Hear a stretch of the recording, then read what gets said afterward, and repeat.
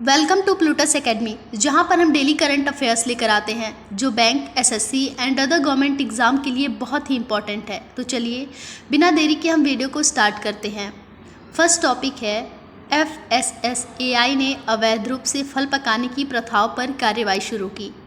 खाद्य सुरक्षा सुनिश्चित करने के लिए एक सक्रिय कदम उठाते हुए भारतीय खाद्य सुरक्षा और मानक प्राधिकरण ने सभी राज्यों और केंद्र शासित प्रदेशों को कैल्शियम कार्बाइड जैसे प्रतिबंधित पकाने वाले एजेंटों के उपयोग के खिलाफ निगरानी और प्रवर्तन को तेज करने का निर्देश दिया है। यह निर्देश, जिसका मुख्य उद्देश्य फल बाजारों और भंडारण सुविधाओं में असुरक्षित प्रथाओं पर अंकुश लगाना है, सार्वजनिक स्वास्थ्य पर रासायनिक रूप से पके आमों के हानिकारक प्रभाव पर बढ़ती चिंताओं के मद्देनजर आया है। ये चर्चा में क्यों है?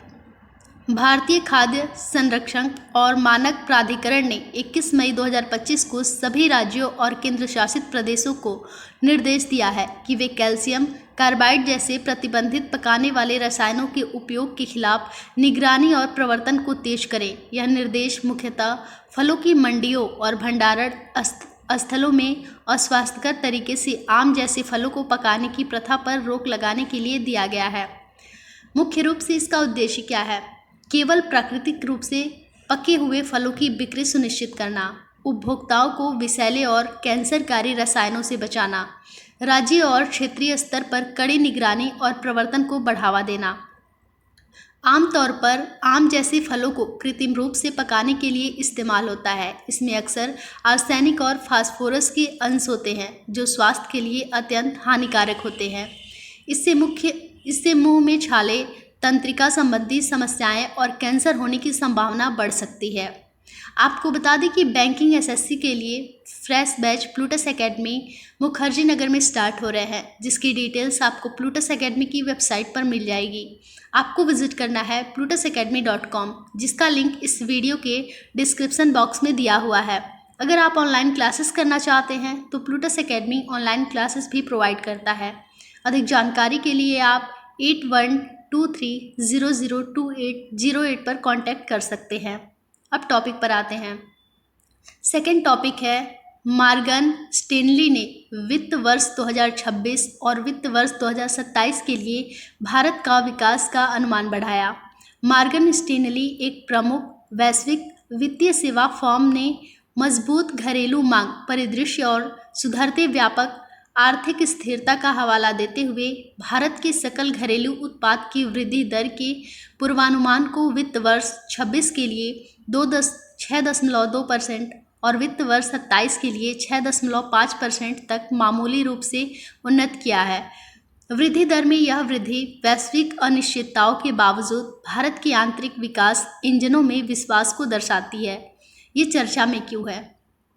मॉर्गन स्टैनली ने भारत की जीडीपी वृद्धि दर का अनुमान FY26 के लिए 6.2 और FY27 के लिए 6.5% कर दिया है। यह अनुमान 21 मई 2025 को जारी उसकी नवीनतम आर्थिक रिपोर्ट में दिया गया है। यह संशोधन भारत की आंतरिक विकास संभावनाओं और मजबूत करता है। थर्ड टॉपिक है, टाइप 055 डिस्ट्रॉयर बनाम आर्लेक बर्ग क्लास नौसेना युद्ध का भविष्य। गाइडेड मिसाइल विध्वंसक पोतों का विकास समुद्री शक्ति निर्धारण में एक महत्वपूर्ण भूमिका निभाता है। वर्तमान में इस विकास की अग्रिम पंक्ति में जो दो युद्धपोत हैं वे हैं चीन का टाइप 055 विध्वंसक, संयुक्त राज्य अमेरिका का अर्लेबर्ग श्रेणी विध्वंसक। हालांकि दोनों पोतों अपने अपने नौसैनिकों की ऋण माने जाते हैं, लेकिन वे डिज़ाइन, तकनीकी और रणनीतिक उद्देश्य के मामले में अलग अलग दर्शन का प्रतिनिधित्व करते हैं। यह लेख टाइप 055 बनाम आर्लेबर्ग क्लास विध्वंसकों की तुलना करता है, जिसमें उनके आग्नेय शक्ति, सेंसर क्षमताओं और युद्ध भूमिका और भविष्य के नौसैनिक संघर्षों में उनके महत्व पर प्रकाश डालता है।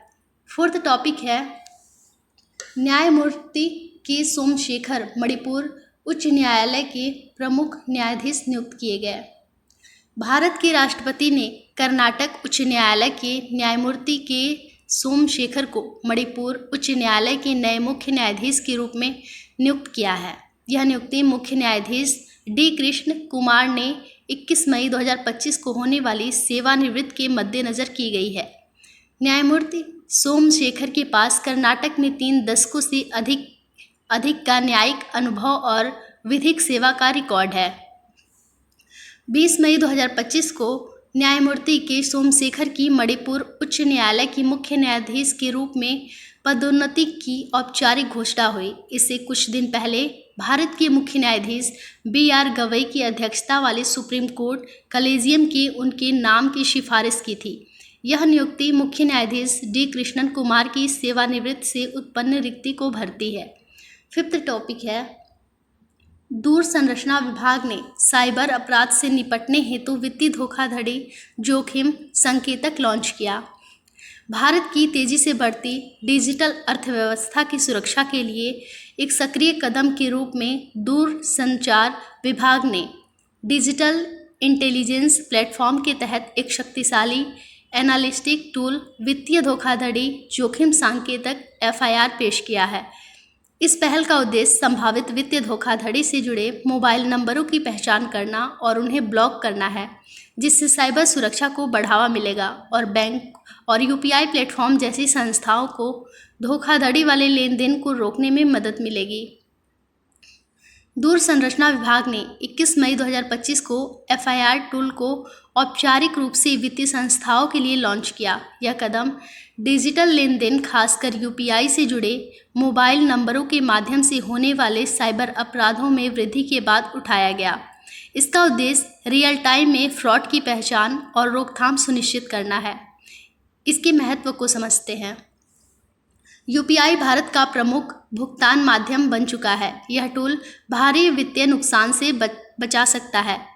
टेलीकॉम और वित्तीय क्षेत्र के बीच समन्वित और लक्षित प्रतिक्रिया को बढ़ावा देता है। डिजिटल लेन देन की सुरक्षा, विश्वसनीयता और लोगों के विश्वास को मजबूत करता है। 6 टॉपिक है, भारत ने 78वां विश्व स्वास्थ्य सभा के वैश्विक स्वास्थ्य प्रतिबद्धता की पुष्टि की। जिनेवा में 21 मई 2025 को आयोजित 78वां विश्व स्वास्थ्य सभा में भारत की भागीदारी ने वैश्विक स्वास्थ्य कूटनीति में एक महत्वपूर्ण संदेश दिया। भारत ने न केवल अपनी घरेलू स्वास्थ्य उपलब्धियों को प्रस्तुत किया, बल्कि वैश्विक महामारी समझौते आवश्यकता पर भी बल दिया, जो न्याय संगत, बाध्यकारी और पारदर्शी हो। सभा को संबोधित करते हुए केंद्रीय स्वास्थ्य सचिव पुण्य सलीला श्रीवास्तव ने भारत की प्रमुख स्वास्थ्य पहल आयुष्मान भारत, मातृ और शिशु स्वास्थ्य में सुधार और संक्रामक रोग की समाप्ति जैसे प्रयासों को रेखांकित किया। उन्होंने सभी के लिए स्वास्थ्य सेवाओं और स्वास्थ्य क्षेत्र में समानता को भारत की प्राथमिकता बताया।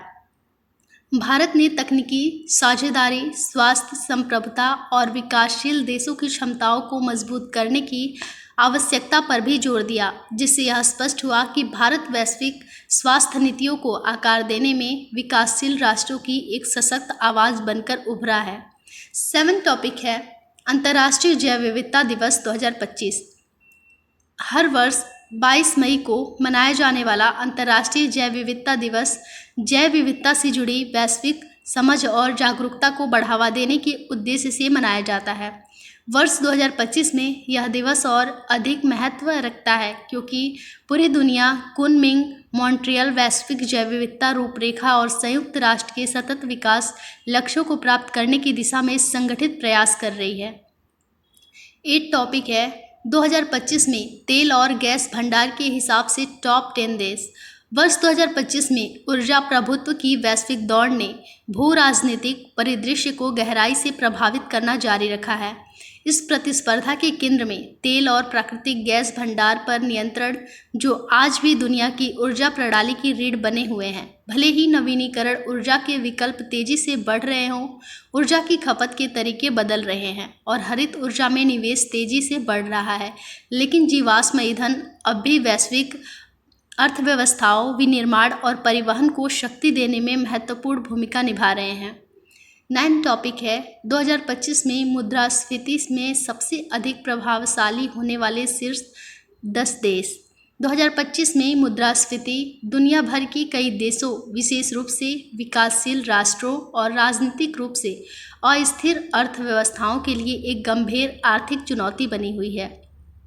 जहां कुछ देश 2020 के दशक की शुरुआत में आए मुद्रास्फीति के झटकों से उभरने लगे हैं, वहीं कई अन्य देश अब भी उपभोक्ताओं, वस्तुओं, कीमतों, तेजी, मुद्रा अवमूल्यन और आर्थिक कुप्रबंधन से जूझ रहे हैं। मुद्रास्फीति का अर्थ है सामान्य रूप से वस्तुओं और सेवाओं की कीमतों में समय के साथ वृद्धि, जिससे उपभोक्ताओं की क्रय शक्ति घट जाती है। सामान्य या मध्य स्तर की मुद्रास्फीति किसी स्वास्थ्य अर्थव्यवस्था के लिए सामान्य मानी जाती है, लेकिन जब मुद्रास्फीति बहुत अधिक पहुंच जाती है या हाइपर इन्फ्लेशन की स्थिति बन जाती है, तो इससे बचत का क्षरण, निवेश में विकृति और जनसंख्या के बड़े हिस्से के गरीब होने का खतरा बढ़ जाता है। 10 टॉपिक है वाणिज्य भवन सम्मेलन में भारतीय चाय उद्योग ने विकास की नई राह पकड़ी। अंतर्राष्ट्रीय चाय दिवस के अवसर पर वाणिज्य एवं उद्योग